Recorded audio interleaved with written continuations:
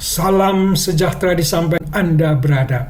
Kiranya Anda semua berada dalam keadaan sehat dan dalam pemeliharaan Tuhan senantiasa.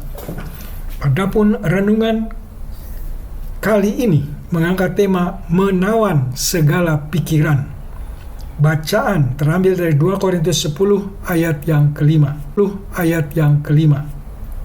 Saudara-saudara yang kekasih dalam Kristus, Sobibor adalah satu kamp pemusnahan yang dibangun dan dioperasikan oleh Nazi Jerman sebagai bagian dari operasi Reinhardt. Kamp ini terletak di hutan dekat desa Slobek Dusi di wilayah Polandia yang diduduki Jerman. Diperkirakan sekitar 250.000 orang Yahudi dibunuh di Sobibor antara April 1942 dan Oktober 1943. Pada 14 Oktober 1943, sekelompok tahanan Yahudi melakukan pemberontakan dan berhasil melarikan diri dari kamp tersebut. Namun hanya sekitar 50 orang yang selamat dari pengejaran Nazi. Kamp Sobibor kemudian dibubarkan dan dihancurkan oleh Nazi untuk menghapus jejak kejahatan mereka. Mari kita tinggalkan kisah sedih di atas dan pindah ke bacaan kita di 2 Korintus 10 ayat 5. Ayat ini juga menyinggung soal tawanan, tetapi bukan dalam konteks peperangan fisik, tetapi lebih peperangan pikiran. Hasil dari peperangan pikiran adalah tawanan pikiran. Mari kita baca ayat yang dimaksud. Kami mematahkan setiap siasat orang dan merubuhkan setiap kubu yang dibangun oleh keangkuhan manusia pengenalan akan Allah. Kami menawan segala pikiran dan menaklukkannya kepada Kristus. Surat 2 Korintus ditulis oleh Paulus kepada jemaat di Korintus untuk mengatasi berbagai masalah dan tantangan yang dihadapi oleh jemaat tersebut. Salah yang dihadapi adalah penentangan terhadap ajaran dan otoritas Paulus sebagai rasul. Ayat dari 2 Korintus 10 ayat 5 adalah bagian dari upaya Paulus untuk menjelaskan bahwa panggilan dan ajarannya didasarkan pada kepatuhan kepada Kristus dan pengetahuan tentang Allah. Paulus ingin mengubah pemikiran dan pandangan yang salah di kalangan jemaat yang menganggap ajarannya tidak sah atau rendah. Jadi ayat ini hendak menjelaskan tentang peperangan pikiran. Di satu sisi ada pengajar lain di jemaat Korintus dengan pengajar yang inti pikirannya hendak meninggikan dirinya sendiri dan mempertanyakan keabsahan jabatan Rasul Paulus. Paulus mengcounter dan mengatakan bahwa dia, yaitu Paulus, adalah Rasul sejati yang mengajarkan pengenalan kepada Allah dan penundukan diri kepada Kristus, sehingga umat yang diajarkan menjadi tawanan Kristus. Dalam tulisan-tulisan lain, Rasul Paulus juga menjelaskan peperangan pikiran dengan para pengajar sesat yang kelihatan mata dan musuh lain yang tidak kelihatan mata, yaitu penguasa gelap di udara, sehingga mengingatkan jemaat bahwa mereka berada dalam medan peperangan rohani, sehingga anggota jemaat diajak untuk terus-menerus berwaspada dengan mengenakan seluruh perlengkapan senjata Allah. Rasul Paulus dalam 2 Korintus 10 ayat 5 mengemukakan kebenaran yang inti bahwa peperangan terjadi melalui pikiran. Hal semacam itu dapat kita cermati juga zaman sekarang di tengah kehidupan masyarakat, di masyarakat sekitar Anda. Dari ajaran, keluar doktrin, keluar filsafat yang akan mempengaruhi manusia.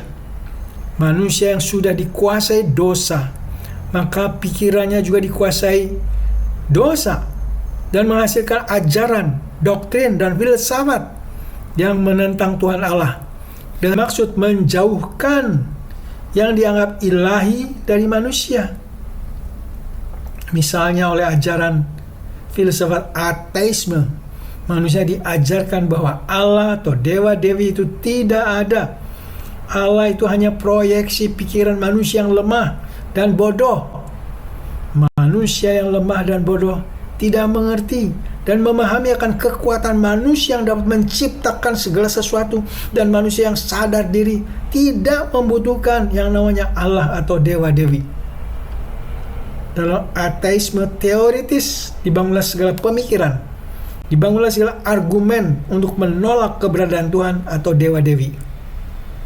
Di samping ateisme di atas yang bersifat teoritis, ada juga ateisme praktis yang tidak membangun banyak teori, tetapi membangun suatu hidup yang tanpa Tuhan, tidak peduli pada Tuhan. Hati-hati kalau ini mengena dengan kita sendiri. Mungkin kita ini mengaku percaya kepada Tuhan, tetapi tidak mempedulikan Tuhan dalam hidupnya sehari-hari. Golongan lain yang mungkin kita temui, mereka ini tidak menolak kebenaran iman. Mereka tidak menolak ibadah-ibadah religius, tetapi dengan mudah menganggap itu semua tidak relevan dengan kehidupan sehari-hari, terlepas semuanya dari hidup dan tidak berguna. Dalam budaya masa kini ada pemikiran yang dirumuskan. The greatness of God is at a discount in our generation. Man the sinner is big and God the Savior is small in our generation. Man is central, God is peripheral. It's important, God is way down the list. For important things in life in our culture today. Demikian kata teolog Dr. Ligon Duncan. Kalau diterjemahkan akan berbunyi sebagai berikut: kebesaran Tuhan didiskon di generasi kita. Manusia yang berdosa dianggap besar, dan Tuhan sang penyelamat dianggap kecil di generasi kita. Manusia adalah pusat, Tuhan sudah berada di pinggiran. Manusia itu sangat penting, dan Tuhan berada jauh di bawah dalam daftar semua hal penting dalam budaya kita saat ini. Dalam hidup di tengah masyarakat, bukan tidak mungkin kita akan diperhadapkan dengan pemikiran seperti di atas. Mungkin saja orang tersebut teman di kantor, teman di sekolah, atau orang-orang kita temui di kereta api. Kiranya kita diberi kebijaksanaan oleh Tuhan. Pertama-tama jangan sampai kita sendiri dipengaruhi oleh mereka, tetapi sebaliknya kitalah yang mempengaruhi dengan tujuan membawa mereka tadi menjadi tawanan Kristus, yaitu orang-orang diselamatkan Kristus sebagai tawanan Kristus. Maka diharapkan orang tersebut akan takluk kepada Kristus, tunduk kepada Kristus, dan mengikuti segala petunjuk-petunjuk Kristus. Untuk melakukan tugas tersebut, maka kita diajak untuk terus-menerus memperlengkapi diri dengan senjata rohani berupa kebenaran firman Tuhan, dan juga membaca buku-buku apologetika iman Kristen, yaitu buku yang berisi petunjuk bagaimana menjelaskan iman Kristen.